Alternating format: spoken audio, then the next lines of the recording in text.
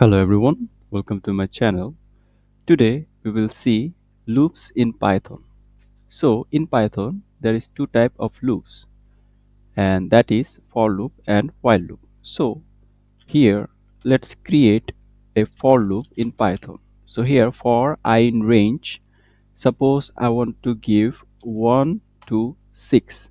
So from 1 to 6 I want an iteration. Okay, now let's print our I and see what should be our result, okay, in loops. So first of all, let's run this and we will discuss its output later.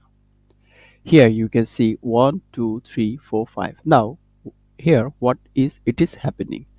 So here in Python we say for I in range 1 to 6, so it will iterate from 1 to n minus 1 number of time. So here what is n? Here n is 6. So 6 minus 1 number of time, which is 5, it will print I. So first of all, if our range is 1, suppose our I is 1, then print I, which is 1. Then 2, 3, 4 and 5, and if it's become 6, then it will not print because we have initialized from 1 to 6. So n minus 1, which is 6 minus 1, which is ultimately 5 number of time it will print. So I hope you can understand the concept of for loop, which is it will print from 1 to n minus 1 number of time it will iterate. Okay, now let's see another loop, which is our while loop. Let's create the while loop and see what we will have.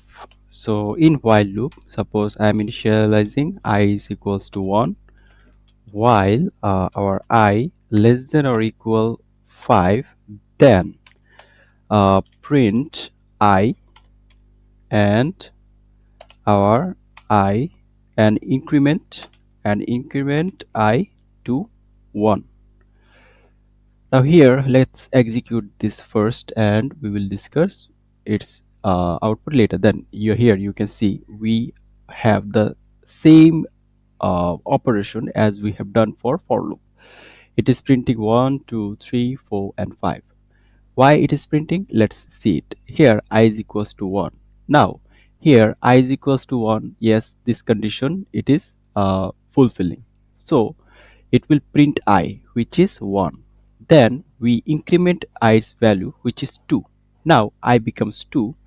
Now here while I less than 2, so this fulfill its requirement, then it will print 2. Similarly 2 becomes, we will iterate 2 with 1, which becomes ultimately 3. Now I becomes 3. Here I becomes 3. Now 3 is less than 5, yes, it is fulfilling, 3 will print. Now we will iterate I to 4. 4 is fulfilling this requirement, now we will print 4. Now we will iterate 4 with 1, not iterate actually, we will increment I, which is ultimately 4. We will give plus 1, which is 5. Now 5 is equal to 5, yes, it will execute this condition, it will print 5. Then we will what we will do, we will increment 5 to 1, so it will become 6. Is 6 is less than 5 or equal to 5? No. So ultimately we will have 1 2 3 4 5. Now we will see another important concept, which is continue and break. First of all, let's see how break will works. So here if I give a condition, if our I equal suppose 3, then it will break. Now let's execute it and we will see what would be the result. Here you can see it's printing 1 and 2. Now here why it is giving 1 and 2. Here initially our I is 1, so I is smaller than or equal 5. Yes, this fulfill this condition, and it will not in our if it will not execute in our if block. Okay, so it will print I, which is 1. Now we will increment i's value, which is 2. Now our I become 2. It is fulfilling this condition and it will not execute through this condition and it will print 2. Now I will increment our i's value to 1, which is ultimately 3. Now here I less than or equal 5. Yes, this fulfill this condition. And here now as I become 3, it will execute through this condition. If 3 equal 3, yes, then it will call break.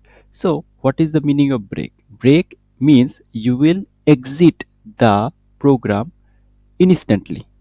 You will not execute further program. So we have successfully finished the program as it is called break, and therefore we got 1 and 2. Now we will see the use of continue. So here instead of break we have to use continue. Okay, so what continue does, but before that we have to increment its value to 1.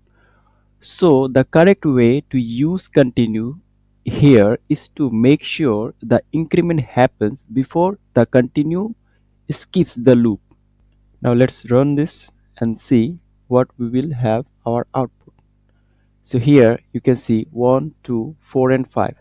So here what continue means? Continue means I am skipping only that iteration, but I will keep continuing the next iteration.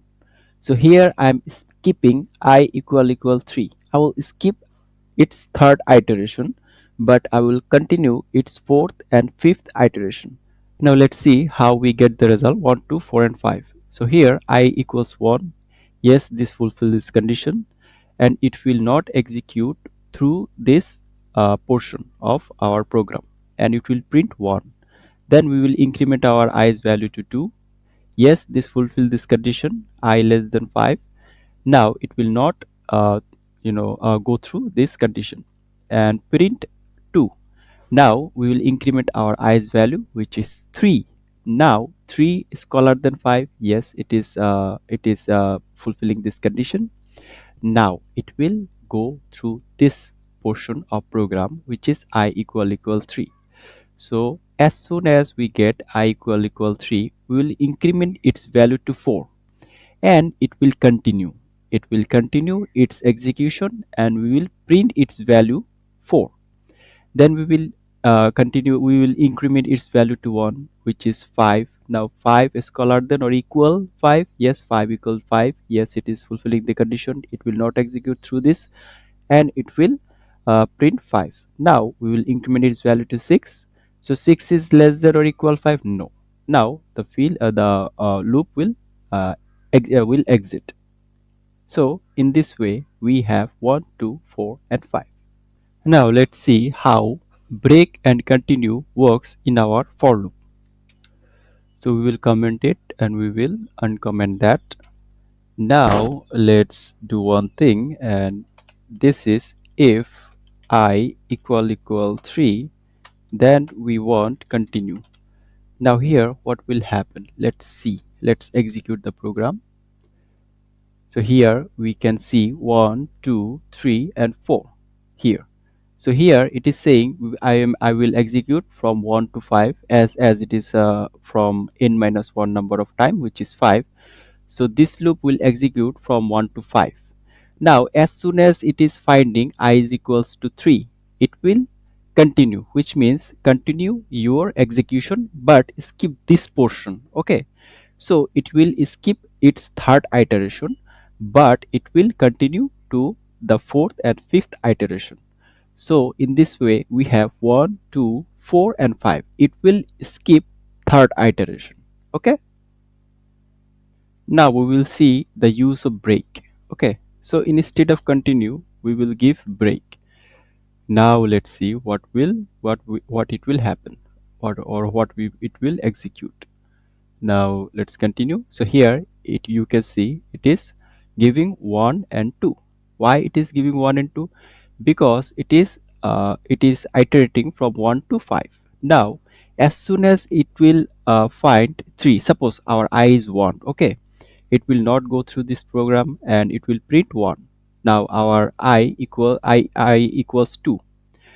So again it will not execute to this program and it will print 2. But when our I become 3, now it will execute through this program. So here what it's going to execute, as I equal 3, it will say the program that you have to exit now. I will not execute further. So for that reason we are printing only 1 and 2. So this is it for today guys, and I will see you next time.